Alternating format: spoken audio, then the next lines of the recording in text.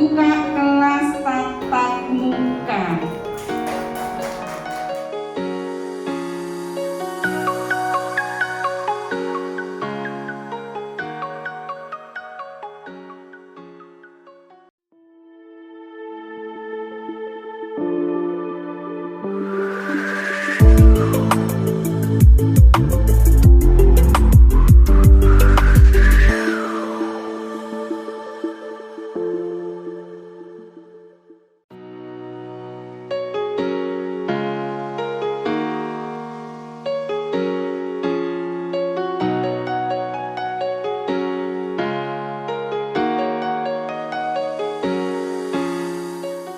Selamat pagi dan salam sejahtera. Yang terhormat, para narasumber dari DPRD Kabupaten Malang, Bapak Dr. Handes Abdul Rahim Komisi 1, Bapak Dr. Tan Tri Baroroh SE MSI MAK Komisi 2, Bapak Dovik Soro Anggono Komisi 3, yang kami hormati Kepala Desa Tegalgonto Bapak Nur Mahmud beserta jajarannya, yang kami hormati para tamu undangan dan para peserta diskusi yang berbahagia.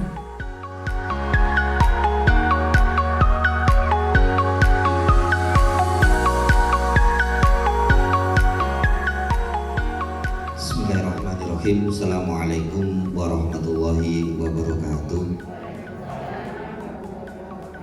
Alhamdulillahirabbil alamin. Wassalatu wassalamu ala asrofil anbiya'i wal mursalin Sayyidina wa maulana Muhammadi wa ala alihi wa sahbihi ajma'in.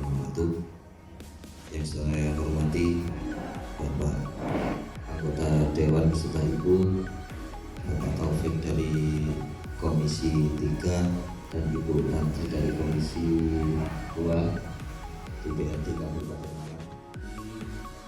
Tim Negarawan, Sekretaris Camat dalam ini mendapatkan tugas sebagai moderator komisi.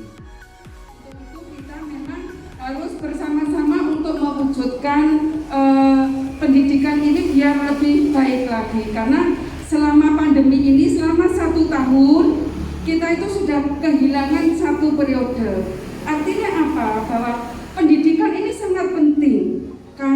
Saya ini kan kebetulan saya kan dosen, latar belakang saya ini dosen, sehingga saya juga sama. Mungkin kalau yang punya kos-kosan itu kan akan kehilangan ekonominya, artinya ada pundi-pundi yang hilang, kan gitu lah, yang biasa yang punya kos-kosan.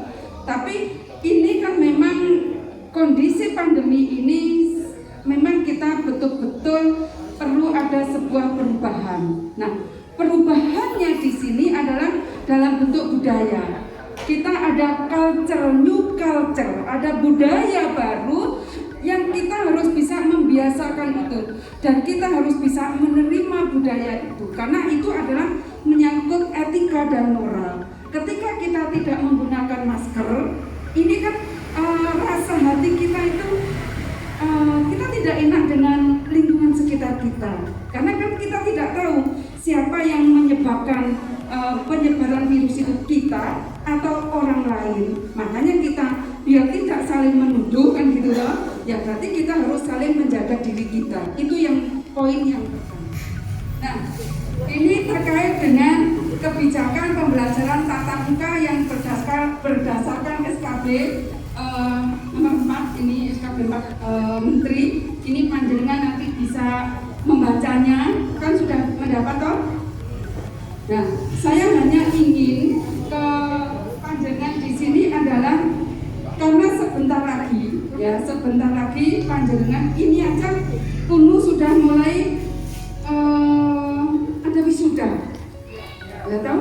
Kunu sudah ada wisuda. Ini kan ada sebuah tanda-tanda bahwa akan mulai masuk perkuliahan. Tetapi yang untuk anak-anak itu ada PAUD, TK, SMP, SMA, mungkin SMA sudah mulai bisa. Yang anak-anak kecil ini ada impact-nya. Nah, impact-nya inilah dia itu kalau buka handphone, karena tugasnya itu kan melalui handphone ya, tugas-tugasnya anak-anak itu. Sehingga ketika dia buka, tugasnya sudah, tapi dia melihat pornografi itu. Nah, sehingga ini kan akan muncul impact yang gangguan mental, ya toh. Nah, ini kan memang harus secepatnya kita atasi. Nah, cara pengatasinya bagaimana? Cara pengatasinya ya memang kita harus melibatkan diri sebagai orang tua, harus kontrol kepada anak-anaknya, itu harus intensif. Kalau enggak lepas nanti, kasihan, itu kan nanti penerus bangsa. Nah, ini yang harus kita pikirkan. Yang kedua apa? Di samping orang tua itu nanti bisa mengontrolnya lewat menggunakan metode itu HP yang untuk keluarga, panjenengan bisa membuka atau ngecek putra-putrinya. Nah, ini juga penting. Nah, sehingga kalau ini kita diamkan saja, itu akan menjadi permasalahan-permasalahan baru. Nah, permasalahan-permasalahan baru inilah yang harus segera kita atasi. Bagaimana agar terhindar dari permasalahan-permasalahan baru, sehingga anak didik kita setahun ini kan sudah kehilangan, ya toh? Kehilangan transformasi intelektual. Nah, ini harus kita sama-sama menertibkan itu kembali agar nanti bangsa kita ini bisa kembali untuk bisa berdikari di dalam bidang ekonomi, kedaulatan, dan berkebudayaan. Nah, syaratnya seperti apa? Bahwa di sini adalah Pemda atau Kanwil, kantor Kemenag, dalam arti di sini memberikan izin. Ini juga dibolehkan atau tidak, nanti coba panjenengan pelajari di situ, karena ini semua ada persyaratan-persyaratan yang harus diikuti kita semuanya. Kita memang harus saat ini harus betul-betul patuh tentang kesehatan, karena satuan pendidikan ini tentunya harus didaftar dan harus diperiksa, sehingga orang tua ini nanti di dalam hal tatap muka ini setuju atau tidak. Ini juga karena mungkin kadang ada orang tua juga khawatir kepada anak-anaknya ketika anak-anaknya masih kecil, bergerumbul, sehingga orang tua juga ada rasa kekhawatiran. Nah, ini dicarikan metode atau solusi yang tepat ya, Buria, nanti ya. Nah, bagaimana pelaksanaan pembelajaran tatap muka pada satuan pendidikan di masa pandemi ini? Tentunya kembali lagi ya, kita melihat dari kondisi kelasnya masing-masing. Kondisi kelas bagaimana? Nah, karena ini adalah masa-masa transisi. Ketika masa-masa transisi ini memang tidak seperti biasanya. Untuk itu jaga jarak.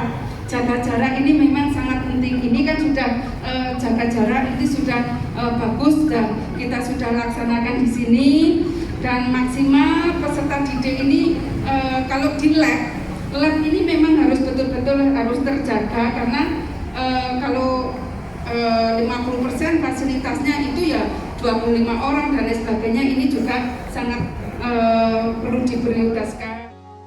Kalau di sekolah-sekolah itu kan memang relatif sangat betul-betul belum dilakukan dengan 100%. Untuk ini kan masih masa-masa transisi. Nah, kalau masa-masa transisi ini maka perlu ada ya tadi ya, sekarang itu kan gini ya Bapak Ibu, Comorbid itu tidak hanya dimiliki oleh orang tua-tua saja. Sekarang anak-anak muda itu loh, dia juga ada tekanan darah tinggi, ada diabetes. Kalau dulu kan penyakitnya orang tua, kalau sekarang bukan penyakitnya orang tua, orang muda-muda itu juga banyak yang terserang penyakit diabetes dan lain sebagainya. Nanti yang penting di sini adalah sudah dibolehkan mulai bulan Juli tahun 2021 dibolehkan untuk membuka kelas tatap muka. Alhamdulillah, tepuk tangan dong untuk kita semuanya. Sehingga alhamdulillah kami juga harus menyambut dengan baik, tapi tetap harus menjaga protokol kesehatan. Itu yang paling penting. Untuk itu, kalau masalah yang lain-lain, panjenengan bisa menjaganya sendiri dengan kita bisa menerima budaya baru kita,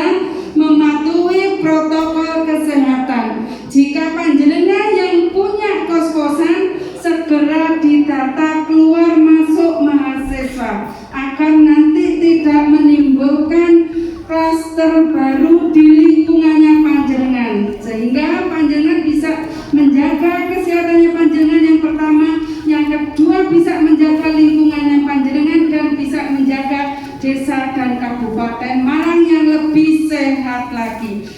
Nanti jangan lupa ya, panjenengan harus selalu berkoordinasi dengan Pak RT RW dan kepala desa untuk mendatanya itu. Dan yang kedua, jaga kesehatan panjenengan masing-masing, selalu berkoordinasi dengan pemerintah Kabupaten Malang, dan kalau pendidikan kepada Bu Ria, Dinas Pendidikan, Dinas Kesehatan, dan lain sebagainya.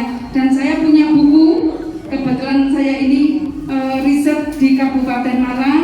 Buku saya adalah Suara Rakyat, terkait dengan penganggaran yang berbasis Pancasila. Nah, nanti segala kegiatan kita itu harus bernilai ketuhanan yang Maha Esa. Sila pertama, kemanusiaan, ada persatuan Indonesia, musyawarah mufakat, dan keadilan sosial bagi seluruh rakyat Indonesia. Dan yang bertanya akan mendapatkan hadiah buku 1 untuk panjenengan. Terima kasih. Wassalamualaikum warahmatullahi wabarakatuh.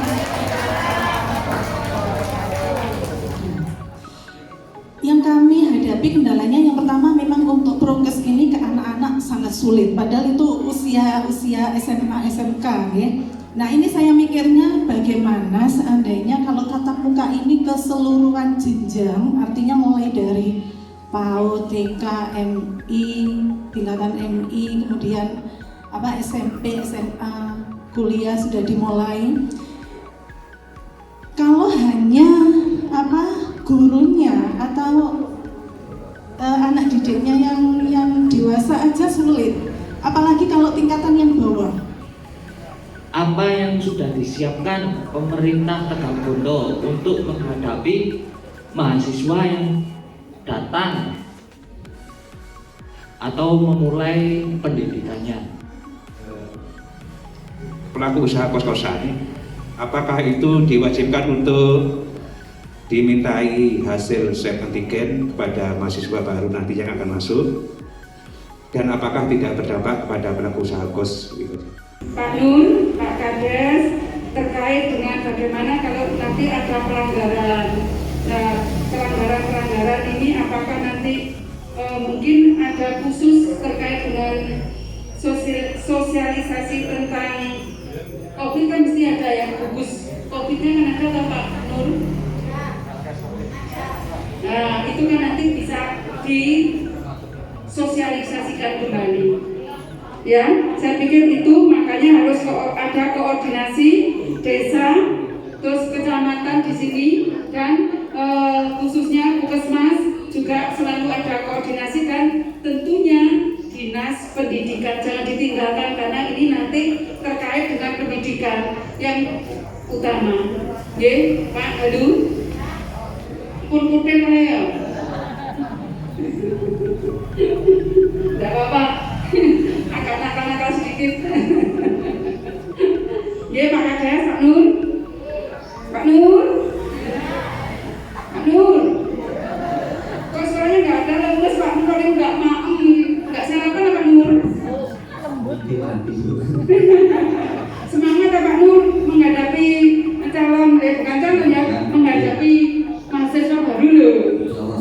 Ya, nanti kesiapannya itu nanti Pak Nur coba disosialisasikan ke warganya panjenengan, tapi yang dari ranting NU sudah siap untuk membantu panjenengan untuk mensosialisasikan. Nanti jangan lupa Karang Taruna mana tadi Mas Faiz, ya nanti juga dibantu Pak Kadesnya untuk sosialisasi. Oke. Dan Pak Muhajir, mana Pak Muhajir? Pak Muhajir kayak menteri apa ya dulu ya?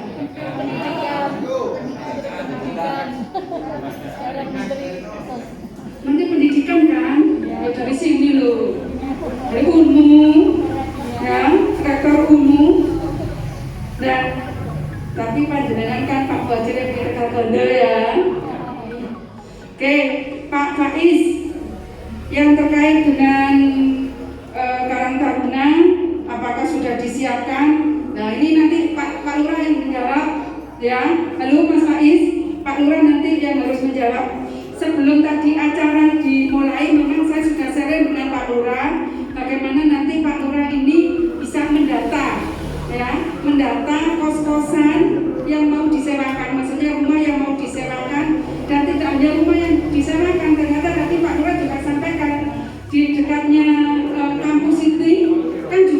yang sampai tingkat 3. Nah ini bagaimana